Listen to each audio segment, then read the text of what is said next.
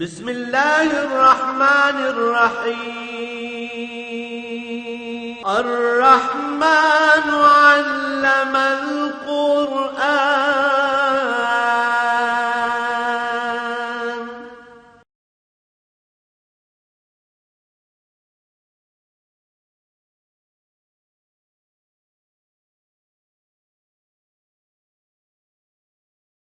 الحمد لله رب العالمين والصلاة والسلام على حبيبه محمد وآله وصحبه أجمعين. أعوذ بالله من الشيطان الرجيم. بسم الله الرحمن الرحيم. يا أيها الناس اتقوا ربكم الذي خلقكم من نفس واحدة وخلق منها زوجها وبث منهما رجالا كثيرا ونساء واتقوا الله الذي تساءلون به والأرحام إن الله كان عليكم رقيبا. وآتوا اليتامى أموالهم ولا تتبدلوا الخبيث بالطيب ولا تأكلوا أموالهم إلى أموالكم إنه كان حوبا كبيرا. وإن خفتم ألا تقسطوا في اليتامى فانكحوا ما طاب لكم من النساء مثنى وثلاث ورباع وإن خفتم ألا تعدلوا فواحدة أو ما ملكت أيمانكم ذلك أدنى ألا تعولوا. وآتوا النساء صدقاتهن نحلة فإن تبن لكم عن شيء منه نفسا فكلوه هنيئا مريئا. اللهم سبحانك لا علم لنا إلا ما علمتنا إنك أنت العليم الحكيم. مولاي صل وسلم دائما أبدا على حبیبک خیر الخلق کلہم. ارشاد باری پہ گزارشات پیش ہو رہی تھیں کہ اللہ کریم فرماتے ہیں کہ اس کی عظمت کا احساس رکھو اور اس خالق کل اور سارے جہانوں کو پالنے والے اپنے پروردگار سے معاملات درست رکھو جس نے تمہیں ایک نفس سے پیدا فرمایا. یعنی ساری انسانیت ایک وجود سے پیدا فرمائی گئی اور اس حد تک کہ خلق منہا زوجہا حضرت آدم علیہ السلام کی اہلیہ محترمہ کو بھی اماں حوا کو بھی ان کے وجود سے اس نے اپنی قدرت کاملہ سے پیدا فرمایا. وَبَثَّ مِنْهُمَا رِجَالًا كَثِيرًا وَنِسَاءً پھر ان دونوں سے بے شمار مرد و خواتین دنیا میں پیدا فرمائے. جو انسانی نسل ابھی تک چل رہی ہے اور توالد و تناسل کا سلسلہ جاری ہے. انسانوں ہی سے پیدا ہو رہے ہیں جن سب کا بنیادی اور اصولی مرکز ایک ہے جو وجود ہے حضرت آدم علیہ نبینا وعلیہ الصلاۃ والسلام کا. اور یہ اس بات کا متقاضی ہے کہ جس اللہ کریم نے انسانوں کو ایک وجود سے پیدا فرمایا حتیٰ کہ ان کی زوجہ محترمہ کو بھی الگ تخلیق نہیں فرمایا، تو ان انسانوں کو یہ احساس ہونا چاہیے کہ کوئی بھی شخص جو انسانیت کو تقسیم کرے گا، جو انسانوں کو رسوا کرے گا، جو انسانوں کو تکلیف دے گا، جو انہیں الگ الگ طبقوں میں بانٹ کر ان کے حقوق اور ان کے جو اللہ کریم نے مقرر فرمائی ہیں چیزیں ان میں رکاوٹ بنے گا، وہ بہت بڑا مجرم ہوگا.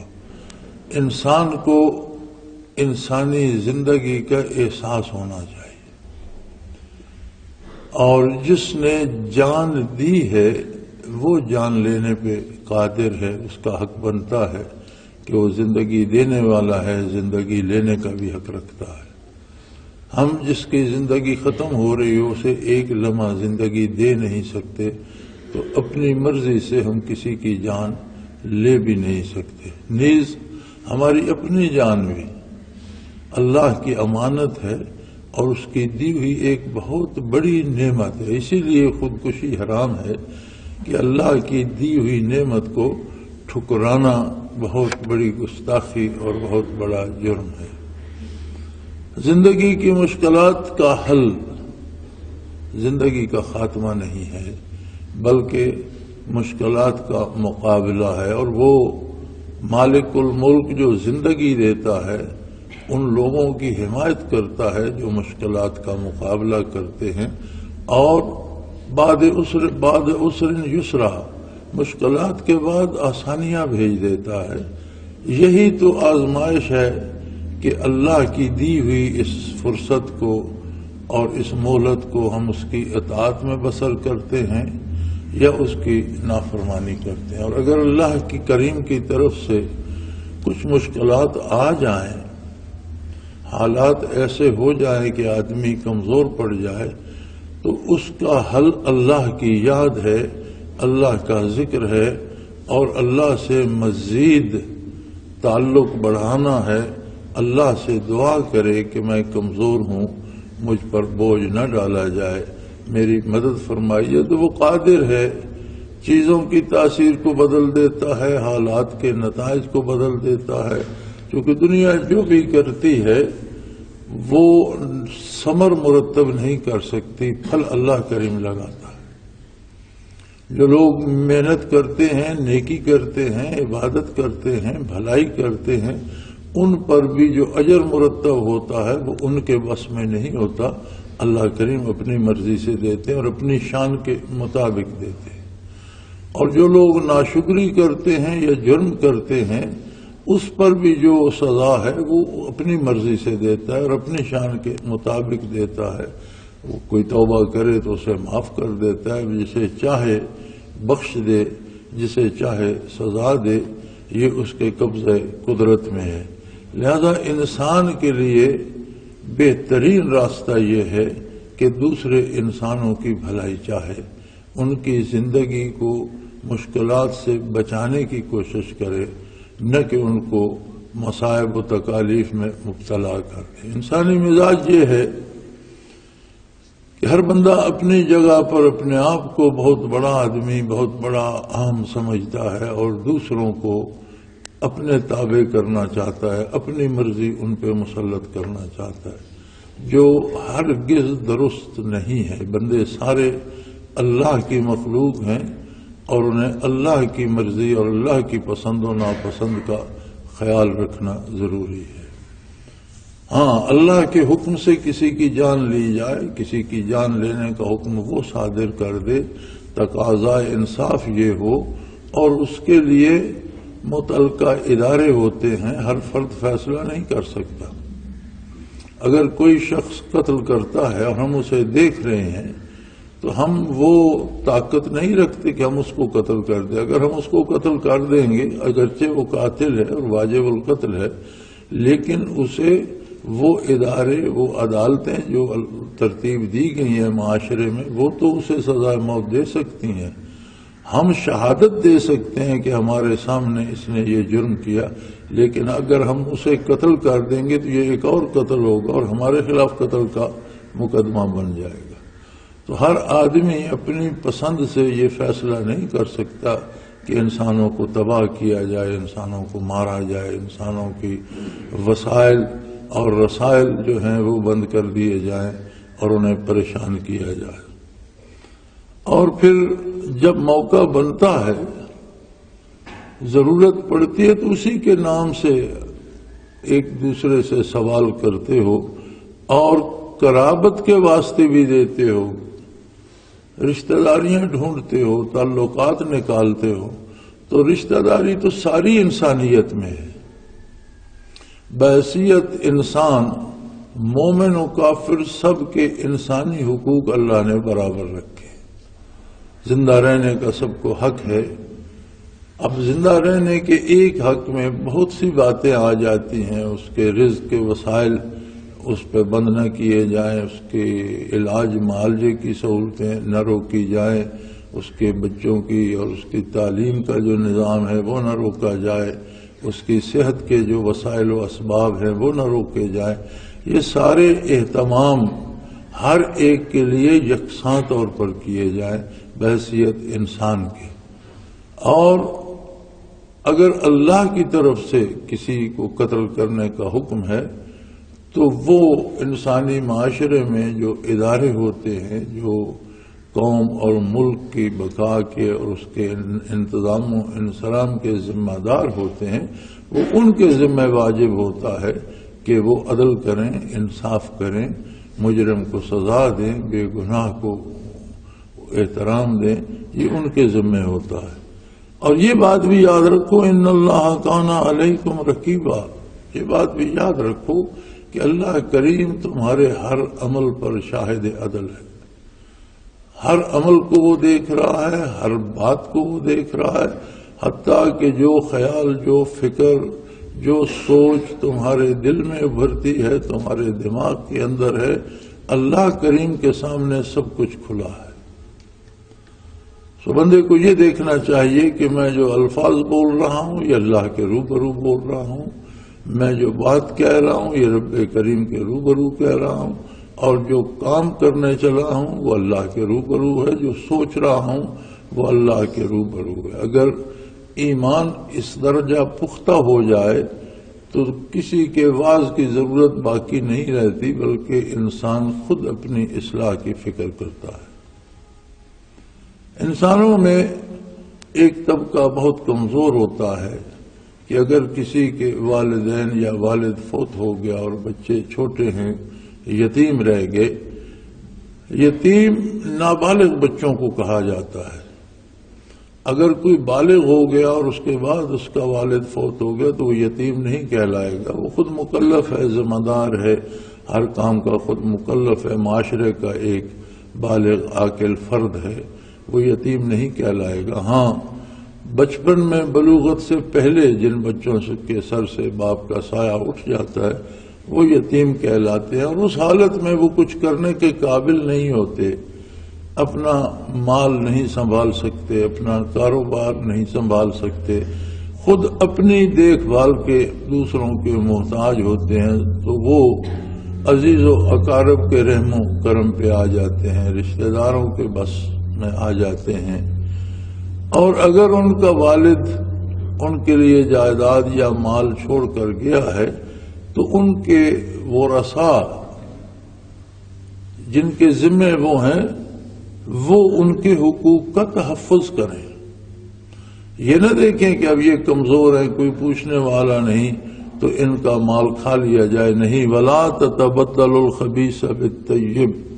جو روزی محنت کر کے حلال ذریعے سے کماتے ہو اور جو پاکیزہ رزق ہے اس میں یتیم کا یا بے بس کا مال شامل کر کے اسے ناپاک نہ کرو. وہ تمہارے لیے حلال نہیں ہوگا. ناجائز طریقے سے کسی کا مال لینا بھی جائز نہیں ہے، اور پھر ایسے مجبور و بے بس کا مال لینا جو تمہارے رحم و کرم پر ہو یہ ہرگز کسی طرح مناسب نہیں ہے. اور ان کا مال اپنے مال میں ملا کر کھانے کی کوشش نہ کرو. شرعی قاعدہ یہ ہے کہ اگر آدمی خود اس کے وسائل ہوں تو بہترین طریقہ یہ ہے کہ کچھ اگر عزیز و اقارب یتیم اس کے ذمے ہیں تو اپنے مال سے ان کی بھی پرورش کرے اور ان کے مال کو بچائے. اگر اس قابل نہیں ہے تو اپنا گزارا اپنے مال پہ کرے اور ان کے اخراجات ان کے مال سے کرے. ہاں، اگر بالکل کوئی بے بس ہے اور جیسے وہ یتیم ہے اور اس کے پاس بالکل کوئی مال نہیں، خالی ہاتھ ہے اور ان کی پرورش کرتا ہے تو پھر جیسا کھانا ان کو دیتا ہے اس طرح کا مناسب جو ہے اخراجات اپنے بھی کر سکتا ہے. اگر مجبور ہے، بے بس ہے اور اس کے پاس ذرائع نہیں ہے تو اس کے لیے جواز ہے، لیکن اسے ضائع نہیں کر سکتا، اس سے عیاشی نہیں کر سکتا، فضول خرچی نہیں کر سکتا. یہ نہیں ہو سکتا کہ ان کی دیکھ بھال پہ کم خرچ کرے اور موج میلے پہ زیادہ اڑا دے.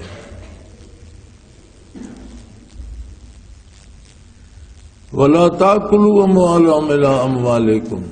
بہانے بازی سے یا ان کا مال اپنے مال میں ملا کر یا ہیلے بہانے سے بے بس اور یتیم کا مال مت کھاؤ، انہو کان خوبن کبیرہ، یہ بہت بڑا جرم ہے۔ کسی کا مال کھانا بھی جرم ہے۔ کوئی کسی کے پاس ملازم ہے اور مالک اس سے طاقتور بھی ہے، لیکن پھر بھی وہ کام میں چوری کر جاتا ہے یا دیانتداری سے کام نہیں کرتا یا اجرت سے زیادہ پیسے لے کر کھا جاتا ہے، تو یہ بھی حرام ہے، یہ بھی ناجائز ہے۔ لیکن اپنے سے کمزور کا مال یا یتیم کا مال ہیلے بہانے سے کھا جانا، یہ تو بہت ہی بڑا بدترین جرم ہے۔ وَإِنْ خِفْتُمْ أَلَّا تُقْسِطُوا فِي الْيَتَامَىٰ، اور یتیم بچیوں کے بارے اگر تم سمجھتے ہو کہ معاشرے میں ان کی صحیح جگہ نہیں بن سکتی اور تم ان سے انصاف نہیں کر سکتے، حق تو یہ ہے کہ یتیم بچیاں بھی معاشرے کا حصہ ہیں اور اہل ثروت کو یہ چاہیے کہ ان کی سرپرستی کریں، ان کے ساتھ نکاح کریں، ان کے ساتھ رشتے کریں۔ لیکن لوگوں میں یہ عجیب بات ہوتی ہے کہ وہ رشتہ داریاں کرنے کے لیے بھی بڑے بڑے گھر تلاش کرتے ہیں اور امیر اور دولت مندوں کو تلاش کرتے ہیں، خواہ اس کا انجام ان کے حق میں بہتر نہ بھی ہو، لیکن مال و دولت کا لالچ انسانوں کو وہاں لے جاتا ہے، اور غریب غربا یا یتیم و بے کس بچیاں رہ جائیں تو کوئی ان کو گلے لگانے کی فکر نہیں کرتا، بلکہ ان سے لوگ اجتناب کرتے ہیں۔ تو ایسی صورت اگر ہو کہ کچھ یتیم بچیاں ہیں اور ان سے تم انصاف نہیں کر سکتے، کوئی اچھے گھر ان کے لیے نہیں مل سکتے، اچھے رشتے نہیں مل سکتے، تو ان سے نکاح کرو، جو تم پر جو حلال ہیں ان سے نکاح کرو، جن سے نکاح کرنا جائز ہے، اور دو شادیاں کر سکتے ہو، 3 کر سکتے ہو، 4 تک شادیاں بیک وقت کر سکتے ہو۔ اس کی ایک صورت تو یہ آئی کہ عموماً عورتوں کی تعداد زیادہ ہو جاتی ہے، مرد جہاد میں، غزوات میں، جہاد میں کام آ جاتے ہیں، ملکی معاملات میں، تو خواتین کی تعداد بڑھ جاتی ہے۔ اور دوسری بات کہ کچھ ایسی بچیاں جن کو کچھ لوگ یا عموماً لوگ قبول نہیں کرتے، تو ان کی عمریں ضائع نہ ہوں، ان کے لیے اہتمام کیا جائے، اور ایک مرد کو 2 شادیاں یا 3 یا 4 تک کی اللہ نے اجازت دے دی۔ اہل مغرب کو اس پہ بڑا اعتراض ہے، اور ہندو سماج کو بھی اس پہ بڑا اعتراض ہے۔ ہمارے ہاں برِ صغیر کے مسلمانوں میں دوسری شادی کو کر لے یا 2-3 شادیاں کر لے تو اسے بڑا عیب تصور کیا جاتا ہے۔ اس کی وجہ بھی یہ ہے کہ ہم نے یہ ہندو سماج سے لے لیا، لیکن مغرب کو بھی اور ہندو سماج کو بھی دیکھا جائے تو بدکاری اور برائی پہ تو کوئی رکاوٹ نہیں۔ مغرب میں بھی جو ہے وہ آزادی ہے بدکاری کرنے کی، اور ہندو سماج میں تو ایک حد تک عبادت کا درجہ دے دیا گیا ہے بدکاری کو، اور اگر کوئی نکاح کرتا ہے تو اسے عیب تصور کیا جاتا ہے، اور اگر کوئی بدکاری کرتا پھرتا ہے تو اسے کوئی نہیں پوچھتا۔ اسلام نے برائی کا راستہ بند کرنے کے لیے 4 تک شادیوں کی اجازت دی ہے، اور یہ اس لیے ہے کہ معاشرے میں بدکاری رواج نہ پکڑے۔ لیکن 4 شادیاں صرف خواہش نفس پورا کرنے کے لیے نہیں دی، بلکہ اس کے ساتھ بہت بڑی قید لگا دی ہے، اگر تمہیں پسند ہے تو 2 شادیاں کرو، 3 کرو، 4 کرو، لیکن ان سب میں عدل کرنا ضروری ہوگا۔ عدل سے مراد یہ ہے کہ تمہارا سلوک ان کے ساتھ عادلانہ ہو، ان کے اخراجات کا ایک جیسا خیال رکھو، ان کے لباس اور ان کی ضروریات کا ایک جیسا خیال رکھو، اور انہیں ایک جیسی عزت دو۔ قلبی تعلق کا کسی سے زیادہ یا کسی سے کم ہونا وہ جو انسان کے بس میں نہیں ہے اس کا انسان مکلف بھی نہیں ہے. لا یکلف اللہ نفسا الا وسعہا. انسان ان باتوں کا مکلف ہے جو اس کے بس میں ہے. اب قلبی رجحان کسی کی طرف زیادہ ہونا کسی کی طرف کم ہونا یہ الگ بات ہے، لیکن معاملات میں جو حقوق زوجیت ہیں وہ سب کے برابر ہوں.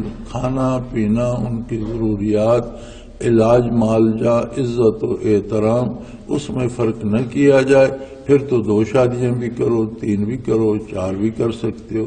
لیکن فَإِنْ خِفْتُمْ أَلَّا تَعْدِلُوا، اگر تمہیں یہ خطرہ ہو کہ تم یہ عدل نہیں کر سکو گے، میں برابری نہیں رکھ سکو گے، ان سب کو خوش نہیں رکھ سکو گے. بعض دفعہ یہ ہوتا ہے کہ ایک شخص کی 2، 3، 4 شادیاں ہیں. اب وہ سب کے حقوق ہے اور اس کا معاملہ سب کے ساتھ ایسا ہوتا ہے کہ سب اس کے ساتھ خوش ہیں، راضی ہیں، تو درست ہے. لیکن اگر یہ بات ہو کہ ایسا بہت مشکل ہے اور میں سب کے اخراجات ایک سے نہیں دے سکوں گا، سب کے ساتھ ایک جیسا احترام کا سلوک نہیں کر سکوں گا، یہ سب کا تحفظ نہیں کر سکوں گا، یا ان کے علاج معالجے میں کوتاہی ہوگی یا کسی طرح سے کمی ہوگی، تو پھر ان خفتم اللہ تعدلوا، اگر یہ خطرہ ہو کہ تم عدل نہیں کر سکو گے تو فواحدہ، پھر ایک ہی شادی کی اجازت ہے، پھر ایک سے زیادہ شادیاں مت کرو. اس پہ بھی اس پہ بہت سی باتیں کی گئیں اور اس پہ کتابیں تک لکھی گئیں بعض لوگوں نے. لیکن حق یہ ہے کہ یہ شرط اپنی جگہ موجود ہے، اور اگر شرط فوت ہو جائے تو مشروط بھی فوت. اذا فات الشرط و فات المشروط، جہاں سے شرط غائب ہو جائے وہاں مشروط کا وجود بھی نہیں ہوتا. تو عدل شرط ہے. اگر کسی نے اس طرح سے شادیاں کرنی ہیں کہ ایک خاتون کو نکاح کر کے 1 1.5 سال 2 سال بعد گھر سے نکال دیا اور ایک اور گھر میں ڈال لی، تو اس کا کوئی جواز شرعی نہیں بنتا.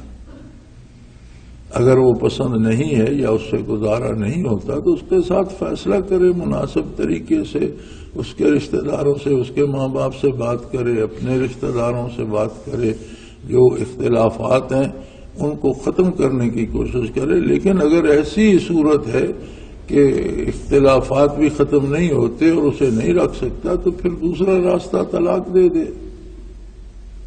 اور شادی کر لے. لیکن اگر خاتون کو پہلی بیوی کو بھی رکھنا ہے اور شادی بھی کرنی ہے، تو پھر اس کے لیے ضروری ہے کہ عدل کرے، اس کے حقوق کا بھی تحفظ کرے، اس کو رنجیدہ خاطر نہ کرے، اور اس کے جتنے وسائل اور ذرائع ہیں زندگی کے اس تک پہنچائے، اس کا احترام بھی کرے. تو 2 شادیاں کرے، 3 کرے، 4 کرے، لیکن اس شرط کے ساتھ. اور اگر یہ خوف ہو کہ میں عدل نہیں کر سکوں گا تو پھر ایک ہی شادی، پھر دوسری شادی نہ کرے. او ما ملکت ایمانکم، یا وہ خواتین تم پر حلال ہیں جو مال غنیمت میں آئیں اور کنیزیں بن کر تقسیم ہوئیں. اگر تمہارے پاس کوئی کنیز ہو تو وہ تم پر حلال ہے. لیکن کنیز اور بیوی میں بہت فرق ہے. کنیز بغیر نکاح کے حلال ہوتی ہے. اور یہ جو ایک رواج ہے کہ لوگ قیمتاً بیٹیاں بیچ دیتے ہیں، اور کچھ لوگ چاہتے ہیں کہ ہم خرید لیں اور اسے نوکرانے کے روپ میں خرید لیں، لیکن اسے بیوی کی جگہ بھی استعمال کریں، اس کا کوئی جواز نہیں ہے. بنیادی طور پر انسان کو بیچنا حرام ہے. نہ والدین اولاد کو بیچ سکتے ہیں، نہ کوئی باپ یا بھائی بہن یا بیٹی کو بیچ سکتا ہے، اور اس کی اجرت لے کر کھانا یہ حرام ہے، یہ جائز نہیں ہے. اور اس طرح کوئی جواز نہیں ہے. پچھلے دنوں ایک آیا تھا سوال میرے پاس، لاہور میں کسی مولانا نے یہ فتویٰ دیا کہ جو لوگ اپنی اولاد بیچ دیتے ہیں، اگر وہ بچیاں خرید لی جائیں یا ان سے جو خریدتے ہیں وہ آگے بیچ دیتے ہیں، تو اس طرح کی جو خاتون خرید لی جائے وہ بطور کنیز رکھی جا سکتی ہے. تو میں نے انہیں بتایا کہ یہ تو انسان کی فروخت بنیادی طور پر جائز ہی نہیں ہے. بردہ فروشی حرام ہے اسلام میں. کوئی انسان کو بیچ نہیں سکتا. لیکن میں نے عرض کیا انہیں کہ میں مفتی نہیں ہوں، بہرحال میں آپ کو فتویٰ منگوا کر دے دوں گا۔ تو میں نے وہ ان کا سوال، اس کے ساتھ ایک اور سوال بھی تھا، 2 سوال تھے، دوسرا تو مجھے یاد نہیں، تو میں نے دونوں سوال لکھ کر دارالعلوم کراچی کو بھیج دیا اور ان کا جواب بھی آ گیا، لیکن وہ سوال کرنے والا ساتھی پھر ابھی تک مجھ سے نہیں ملا۔ تو ان کا وہ جواب شرعی حوالے، کتابوں کے حوالے کے ساتھ اور ان کے دارالافتاء کے مفتیوں کے فتوے کے ساتھ موجود ہے کہ بنیادی طور پر انسان کو یا اولاد کو یا بیٹی کو باپ یا بہن کو بھائی شرعاً بیچنے کا مجاز نہیں ہے، اور بنیادی طور یہ فعل حرام ہے، اور خرید کر بغیر نکاح کے اسے رکھنے کا کوئی جواز نہیں ہے، اسے کنیز یا باندی تصور نہیں کیا جا سکتا۔ حضور نبی کریم صلی اللہ علیہ وسلم کے عہد مبارک میں اور بعد میں بھی اسلام نے ایک بہت بڑے مسئلے کا یہ حل دیا تھا، جو مسئلہ آپ صلی اللہ علیہ وسلم سے پہلے بھی تھا، اس عہد میں بھی تھا اور آج بھی ہے، کہ جو شہر فتح ہو جاتے ہیں، جو فوجیں ہار جاتی ہیں، وہاں جو رعیت یا عوام جو رہ جاتی ہے تو فاتح فوج اس کے ساتھ کیا سلوک کرتی ہے، یہ تاریخ کا ایک سیاہ ترین باب ہے۔ ان کے ساتھ جو درندگی اور بربریت اور وحشت کا سلوک ہوتا ہے، اس کے لیے اگر ہندوستان ہی کی بر صغیر ہی کی تاریخ دیکھ لی جائے، جہاں بہت سی فاتح اقوام آئیں اور جس میں انگریزوں کا آنا اور ان کا فتح کرنا اور بر صغیر پہ قابض رہنا ایک بہت قریبی تاریخی حقیقت ہے، تو دیکھا جائے تو کسی کا نہ مال بچتا ہے، نہ جانیں بچتی ہیں، نہ عزت و ناموس بچتی ہے۔ اس کے بعد اب دیکھا جائے تو شیشان میں اور کوسووا میں اور یہ روسی فوجوں نے جو حشر کیا، افغانستان پر جب روس نے حملہ کیا تو روسیوں نے جو حشر کیا وہ بھی تاریخ کا ایک حصہ ہے۔ اور جب روسی فوجیں اس طرف بڑھ رہی تھیں تو راستے میں جن جن ریاستوں پر انہوں نے قبضہ کیا، جن جن مسلمان ممالک پر انہوں نے قبضہ کیا، یا تاریخ کا ایک لمبا باب ہے کہ جہاں کہیں مسلمانوں پر عیسائیوں نے، یہودیوں نے، جس کسی نے قبضہ کیا، انہوں نے کیا کیا ظلم ڈھائے اور کیا کیا ستم ڈھائے، اور آج بھی اب تک ایسا ہو رہا ہے۔ آج کے عہد میں، آج کے جدید معاشرے میں بھی، اس 21ویں صدی کے بڑے روشن خیال معاشرے میں بھی خواتین کی عصمت دری ایک عام کام ہے۔ اسلام نے اس کا یہ حل دیا تھا کہ وہ لوگ جو جنگ میں حصہ نہیں لیتے انہیں کسی طرح سے پریشان نہ کیا جائے، ان کے حقوق کا تحفظ کیا جائے۔ اگر کوئی شہر فتح ہوتا ہے، کچھ لوگ فتح ہوتے ہیں جہاد میں، تو جن لوگوں نے لڑائی میں حصہ نہیں لیا ان لوگوں سے کوئی چھیڑ چھاڑ نہ کی جائے، ان کی جان، مال، آبرو کا تحفظ کیا جائے، اس شہر کی فصلیں نہ اجاڑی جائیں، اس کے درخت نہ کاٹے جائیں، اس کے پانی کے وسائل کو خراب نہ، یعنی روزی کے ذرائع کو بھی خراب نہ کیا جائے، ضعیف العمر لوگوں کو نہ چھیڑا جائے، عبادت خانوں میں رہنے والوں کو نہ چھیڑا جائے، خواہ وہ کسی مذہب، کسی فرقے سے تعلق رکھتے ہیں۔ جو لوگ میدان میں آ کر حق کا مقابلہ کرتے ہیں اور باطل کو غالب کرنا چاہتے ہیں اور جن کے ساتھ قتال اور جہاد جائز ہے، جہاد میں اگر وہ شکست کھاتے ہیں تو وہ لڑنے والے جو لوگ ہیں اگر وہ مارے گئے تو ان کی بیویاں کنیزیں بنائی جائیں گی، ان کے بچے غلام ہو جائیں گے، اگر وہ خود گرفتار ہو گئے تو وہ بھی غلام بن جائیں گے اور ان کا خاندان بھی غلام بن جائے گا۔ اب اگر کوئی مرد گرفتار ہوتا ہے اور اس کی بیوی بھی گرفتار ہوتی ہے تو وہ اسی کی بیوی اسی کے پاس رہے گی، لیکن ہوں گے دونوں غلام، وہ کنیز ہوگی، وہ غلام ہوگا۔ ایسی خواتین جو بیوہ ہو جاتی ہیں یا کواری بچیاں ہوتی ہیں اور وہ قید میں آ جاتی ہیں تو وہ ہر ایک ان کی عزت سے نہیں کھیل سکتا، بلکہ اسلام نے یہ ایک خوبصورت طریقہ دیا کہ وہ مال غنیمت میں جس طرح مجاہدین پہ غنیمت تقسیم ہوتی ہے اسی طرح ان کو تقسیم کر دیا جائے، اور وہ اس ایک بندے کے لیے حلال ہوں گی جس کے حصے میں وہ آئیں گی۔ اور اس کو بھی حکم ہے کہ اگر کچھ غلام یا کنیزیں اس کے پاس آتی ہیں تو جو خود کھاتا ہے وہ انہیں کھلائے، جیسا خود پہنتا ہے ایسا انہیں پہنائے، اور کوئی ایسا کام کرنے کا حکم نہ دے جو وہ نہ کر سکتے۔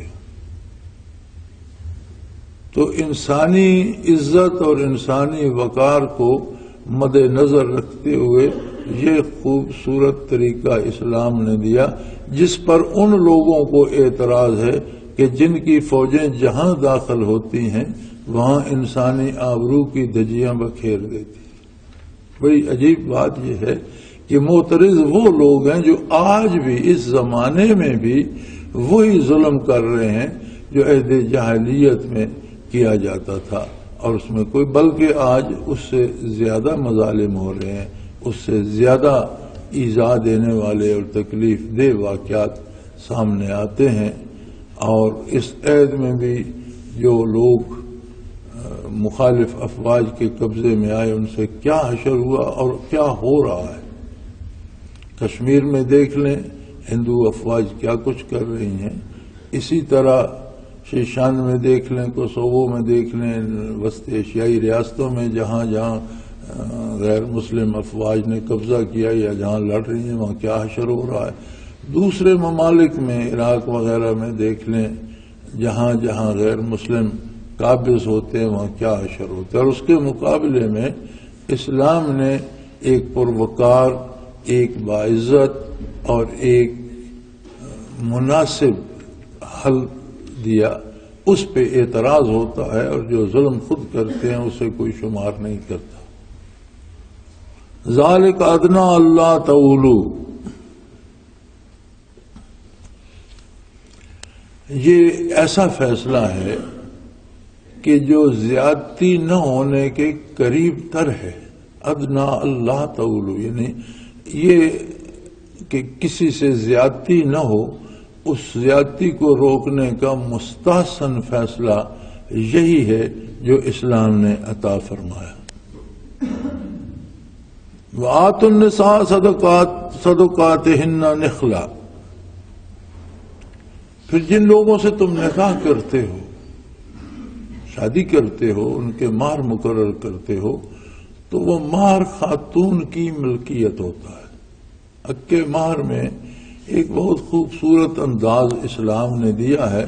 اگر اس کو تھوڑی سی وضاحت سے دیکھا جائے تو کتنی عجیب بات لگتی ہے کہ ایک بچی جس گھر میں پیدا ہوتی ہے اس گھر میں تو جب تک وہ رہتی ہے اس کی کوئی ملکیت ہوتی ہے۔ ذرا اگر خوشحال گھرانہ ہے تو اس کا اپنا الگ کمرہ ہے، یہ کمرہ میرا ہے، یہ بیڈ میرا ہے، یہ الماری میری ہے۔ اگر کوئی کاشتکار زمیندار ہیں تو اس کا ہوتا ہے یہ جانور میرا ہے، یہ بھیڑیں 3 میری ہیں، یہ 5 بکریاں میری ہیں، یہ بھینس میری ہے۔ اسی طرح گھر میں باقی افراد خانہ کے ساتھ وہ بھی مالک ہوتی ہے۔ لیکن جب بچی جوان ہو جاتی ہے، بالغ ہو جاتی ہے، نکاح کر کے دوسرے گھر دے دیا جاتا ہے تو بطور مہمان تو جا نہیں رہی، اسے عمر وہاں بسر کرنی ہے۔ تو اسلام نے ایک خوبصورت انداز دیا ہے کہ حق مہر مقرر کیا جائے جو اس کی ملکیت ہو، کہ وہ وہاں مالک بن کے جائے، مہمان بن کے نہ جائے۔ اور حق مہر ہر شادی کرنے والی کی حیثیت کے مطابق ہونا چاہیے، جیسی اس کی حیثیت ہے ویسا ہونا چاہیے۔ تو کوئی اگر اسے زمین کا ٹکڑا دے دیتا ہے یا ایک مکان دے دیتا ہے یا کوئی زیور دے دیتا ہے یا نقدی دے دیتا ہے تو جو بھی دیتے ہو وہ خوش دلی سے اسی کو دے دو، تاکہ اس نئے گھر میں جس میں اس نے عمر بسر کرنی ہے، والدین کو چھوڑ کر آئی، بہن بھائیوں کو چھوڑ کر آئی، خاندان کو چھوڑ کر آئی، تو وہاں مہمان بن کر نہ آئے، مالک بن کر آئے۔ یہاں لوگوں کو بڑی شریعت یاد آتی ہے جب نکاح کی باری ہے کہتے ہیں جی اقمار شرعی ہوگا. بھئی شرعی کیا ہے؟ یہ شرعی 32 روپے 4 آنے 32 روپے 8 آنے اقمار ہے وہ ہوگا. جس زمانے میں 32 دینار یا 32 درہم اقمار ہوا کرتا تھا، اگر اس زمانے کے ان دینار و درہم کو آج کی جو کرنسی ہے اس کے ساتھ ان کا موازنہ کیا جائے تو شاید کروڑوں میں بن جائے. آج سے 1450 سال پہلے کی کرنسی کو لیں اور اس زمانے کے 32 درہم لیں اور ان کو آج کی کرنسی سے اگر آپ دیکھنا چاہیں تو شاید وہ آج کے زمانے میں تو کروڑوں میں چلا جائے. لیکن یہاں شریعت انہیں صرف 32 روپے سے آگے نہیں بڑھنے دیتی. یہ کوئی شرعی مار نہیں ہے. اگر اس کے وارث اور خاتون راضی ہو جائے تو معمولی رقم پہ بھی نکاح تو درست ہو جائے گا. ابھی اس کی مرضی کہ اس نے تھوڑی رقم پہ قبول کر لیا، لیکن حق یہ ہے کہ صاحب جیسی شادی کرنے والے کی حیثیت ہو اس لحاظ سے حق کے مار ہونا چاہیے. اور پھر اگر بہت کم بھی دے تو مناسب یہ ہے کہ جس معیار کی اس کی زندگی ہے کم از کم اس معیار کا 1 مہینے کا خرچہ تو ہو. تو ہر آدمی کا ایک آدمی 5,000 میں مہینہ گزار لیتا ہے اور ایک آدمی 50,000 میں مہینہ نہیں گزار سکتا. ہر آدمی کا سٹینڈرڈ اپنا ہے. تو اپنے سٹینڈرڈ کے مطابق اپنے معیار کے مطابق اگر کم بھی دیتا ہے تو کم از کم 1 مہینے کا خرچ تو ہونا چاہیے. اور پھر وہ خوش دلی سے دو. یہاں سارے پاؤں لگا کر جم جاتے ہیں کہ نہیں جی بس مار کا ٹوٹل پورا کرنا ہے، ایک شرط ہے شرعی جو پوری کرنی ہے. ہر حکم شرعی کے پیچھے کچھ مقاصد ہیں اور اس کے پیچھے ایک مقصد تو یہ اللہ جانے کتنے مقاصد ہیں، لیکن ایک مقصد تو یہ بھی ہے کہ وہ اس گھر میں بطور مہمان نہیں آ رہی کہ اس نے ہفتہ رہنا ہے 3 دن رہنا ہے اور پھر چلے جانا ہے. اس نے وہاں عمر بسر کرنی ہے. تو عمر بسر کرنے کے لیے جس نئے خاندان میں یا نئے گھر میں ایک بچی آ رہی ہے اس میں اس کی بھی ملکیت ہونی چاہیے. کوئی چیز اسے بھی دو کہ وہ اس خاندان کا ایک حصہ بن جائے ان کی ملکیت.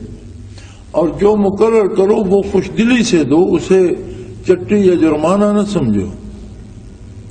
فَإِن تِبْنَ لَكُمْ عَنْ شَيْءٍ مِّنْهُ نَفْسًا فَكُلُوهُ هَنِيًّا مَرِيًّا. ہاں یہ خاتون کی مرضی ہے کہ وہ اس میں سے معاف کر دے، وہ تھوڑا لے کر راضی ہو جائے، وہ اپنا اس کے مطابق نہ لینا چاہے تھوڑے پہ راضی، تو یہ اس کا اختیار ہے. پھر آپ مال و دولت کھا پی سکتے ہیں. وآخر دعوانا ان الحمدللہ رب العالمین. اللہ اللہ اللہ اللہ اللہ اللہ اللہ اللہ.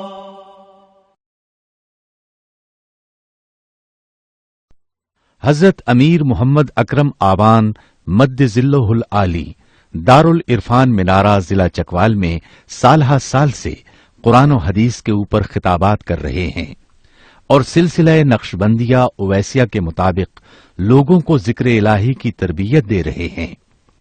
وہ قرآن پاک کی تفسیر ترتیب وار بیان کر رہے ہیں. تفسیر قرآن کو وہ موجودہ ملکی اور بین الاقوامی حالات کے مطابق بیان کرتے ہیں. موٹر وے سے کلر کہار کے انٹرچینج سے نکلتے ہوئے کلر کہار کی جھیل سے ہوتے ہوئے میانی، بوچھال اور نورپور سے گزرتے ہوئے دارالعرفان منارہ پہنچ سکتے ہیں. حضرت امیر محمد اکرم آوان نے بچیوں اور بچوں کی دینی اور دنیاوی تعلیم کے لیے سقارہ اکیڈمی کے نام سے ایک درسگاہ بھی قائم کی ہے، جس کا افتتاح ملک پاکستان کے صدر جنرل محمد ضیاء الحق نے اپنے دست مبارک سے کیا تھا. وہ تمام احباب جو اسلام کی طلب رکھتے ہیں ان سے گزارش ہے کہ دارالعرفان منارہ ضلع چکوال میں امیر محمد اکرم آوان صاحب کے خطابات سے مستفید ہوں. وہ ہر جمعے کو نماز سے پہلے بیان فرماتے ہیں. ہر ماہ کی پہلی اتوار کو ماہانہ اجتماع ہوتا ہے جس میں آپ خصوصی خطاب فرماتے ہیں اور پاکستان کے چاروں صوبوں سے احباب اس اجتماع میں شرکت کرتے ہیں۔ اس کے علاوہ یہاں سال میں 2 مرکزی اجتماعات بھی ہوتے ہیں، ایک رمضان المبارک میں اعتکاف کا اجتماع اور دوسرا جولائی اور اگست میں 40 دن کا اجتماع ہوتا ہے جس میں روحانی تربیت کی جاتی ہے۔ اپنا خون سیماب دے کر اتنا ہم کر جائیں گے، نام آقا کا چمن میں پھر رقم کر جائیں گے۔